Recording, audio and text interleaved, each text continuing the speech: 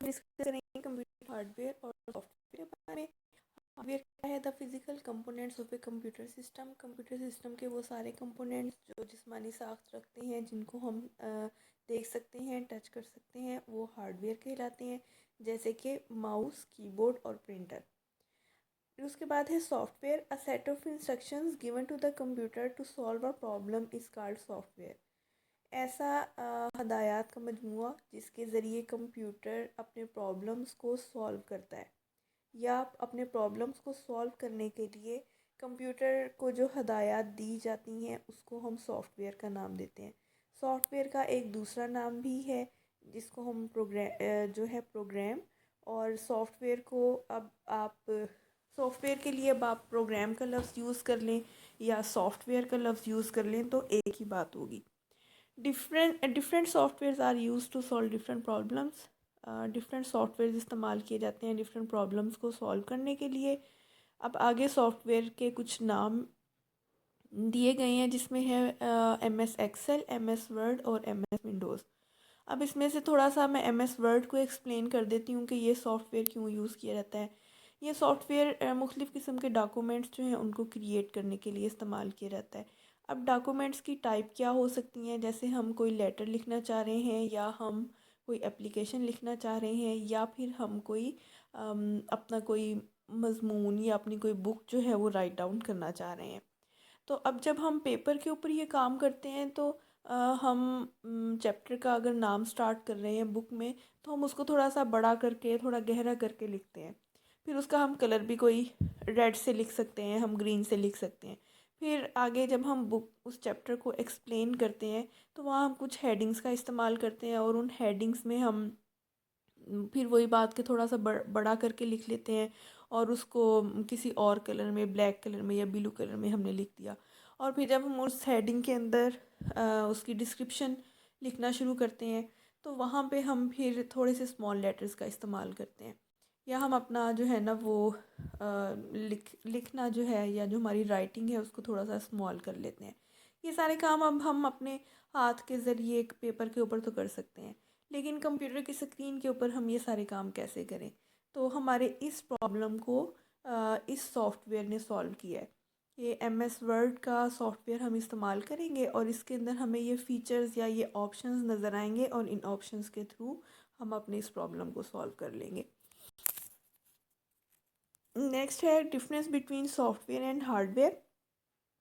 Software और hardware के दरमियान डिफरेंस क्या है? वैसे डेफिनेशंस के ज़रिए हमें पता चल गया है कि सॉफ्टवेयर जो है वो जिसको हम सिर्फ इंस्ट्रक्शन, सेट ऑफ इंस्ट्रक्शंस होती हैं या कलेक्शन ऑफ प्रोग्राम्स हैं, जबकि हार्डवेयर जो है वो फ़िज़िकल कंपोनेंट या फ़िज़िकल पार्ट है कंप्यूटर का। फिर सॉफ्टवेयर जो है वो हार्डवेयर के बगैर कोई काम नहीं कर सकता, और हार्डवेयर जो है वो सॉफ्टवेयर के बगैर काम नहीं कर सकता। अब जैसे हम एम एस वर्ड की मैंने आपको एग्जांपल दी है, तो अब आपने जो है वो सामने कंप्यूटर की स्क्रीन ही ना हो, यानी जो जिस स्क्रीन पर हम अपने कंप्यूटर को देख रहे हैं वो सामने नहीं है हमारे, वो हार्डवेयर है, वो सामने नहीं है, तो फिर आप एम एस वर्ड के ऊपर काम कैसे करेंगे? तो इसलिए हार्डवेयर का होना ज़रूरी है। अब हार्डवेयर आपके पास है, डॉक्यूमेंट आप लिखना चाहते हैं, लेकिन एम एस वर्ड का सॉफ्टवेयर आपके पास नहीं है, तो फिर आप क्या करेंगे? तो इसलिए हार्डवेयर सॉफ्टवेयर के बगैर नहीं चलेगा, और सॉफ्टवेयर हार्डवेयर के बगैर नहीं चलेगा। सॉफ्टवेयर को आप टच नहीं कर सकते, और हार्डवेयर को आप देख सकते हैं। सॉफ्टवेयर को अगर आप उसमें कोई मसला हो गया, या वो सही प्रॉपर्ली वर्किंग नहीं कर रहा, तो आप उसको दोबारा से रीइंस्टॉल कर सकते हैं, या फिर आप उसको रीइंस्टॉलेशन का मतलब है आप उसको दोबारा से सेव कर सकते हैं। सिमिलरली अगर हार्डवेयर आपका ख़राब हो गया, माउस या कीबोर्ड जो है वो वर्क नहीं कर रहे, माउस को आप ऑपरेट कर रहे हैं या चला रहे हैं लेकिन वो नहीं चल रहा, तो वो इसका मतलब ख़राब हो गया है, फिर आप उसको रिप्लेस कर सकते हैं। ये इतने बड़े इश्यूज़ नहीं होंगे।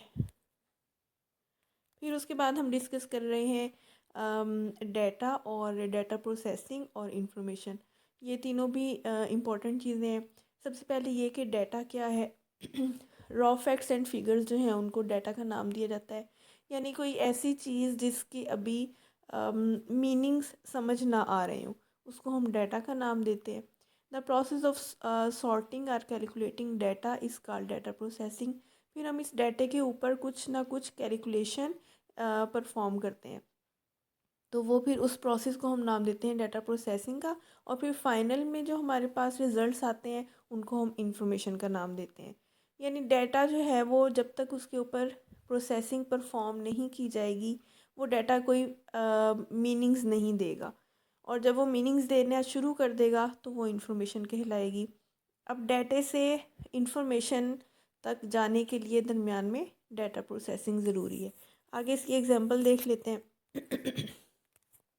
एग्जांपल्स ऑफ डाटा, ये एग्जांपल जो है वो स्टूडेंट्स और कॉलेज के ही दरमियान में जो है वो डिस्क्राइब की गई है। अब स्टूडेंट्स जो है वो कॉलेज में एडमिशन लेते हैं। अब स्टूडेंट जो है वो मुख्तलिफ़ एरिया से आता है हमारे एडमिशन लेने के लिए। जैसे कि कोई स्टूडेंट हम फ़र्ज़ कर लेते हैं लाहौर से आ रहा है, कोई स्टूडेंट जो है वो कराची से आ रहा है, कोई स्टूडेंट जो है वो फैसलाबाद से आ रहा है। तो ये सारे स्टूडेंट्स जो हैं वो एडमिशन फॉर्म के ऊपर अपना डाटा एंटर करते हैं, जिसमें वो अपना नाम एंटर करते हैं, फादर नेम एंटर करते हैं और एड्रेस एंटर करते हैं। अच्छा, ये तो होगी डाटे की एग्जांपल कि उन्होंने अपना सारा डाटा जो है वो अपने कॉलेज के अंदर जो है वो रिकॉर्ड में रखवा दिया है। अब कॉलेज वाले इस रिकॉर्ड का क्या करेंगे? अब कॉलेज अब हम उस एग्जांपल ऑफ इंफॉर्मेशन की तरफ जाएंगे। अब कॉलेज की जो प्रिंसिपल हैं वो ये जानना चाहती हैं कि मेरे कॉलेज में लाहौर के कितने नंबर ऑफ़ स्टूडेंट्स हैं।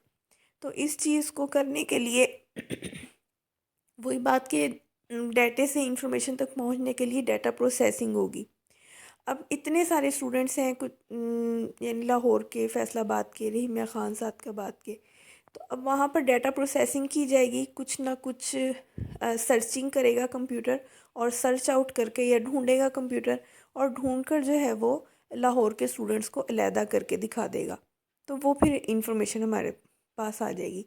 तो डाटा सब स्टूडेंट्स का था, लेकिन हमें सिर्फ लाहौर के स्टूडेंट्स का चाहिए, तो दरमियान में हमने डाटा प्रोसेसिंग की, और डाटा प्रोसेसिंग करके हमने लाहौर के स्टूडेंट्स का डाटा एक्सेस कर लिया, और वो लिस्ट जो है वो प्रिंसिपल को दिखा दी जाएगी। तो इस तरह डाटे से इंफॉर्मेशन बन गई, जो कि मीनिंगफुल भी है, जो कि हमें ये शो करवा रही है कि हमारे कॉलेज में इतने नंबर ऑफ़ स्टूडेंट्स या 10 नंबर या 100 नंबर ऑफ़ स्टूडेंट्स लाहौर के। ठीक है, थैंक यू क्लास। ये हमारे लेक्चर 1 का फर्स्ट पार्ट और सेकंड पार्ट है। अब नेक्स्ट हमारा लेक्चर जो है वो ट्यूसडे को होगा, तो उसके अंदर हम सेकंड लेक्चर को डिस्कस करेंगे, और लेक्चर जो है वो आपके पास इसी तरह पार्ट्स में आएंगे। Thank you students.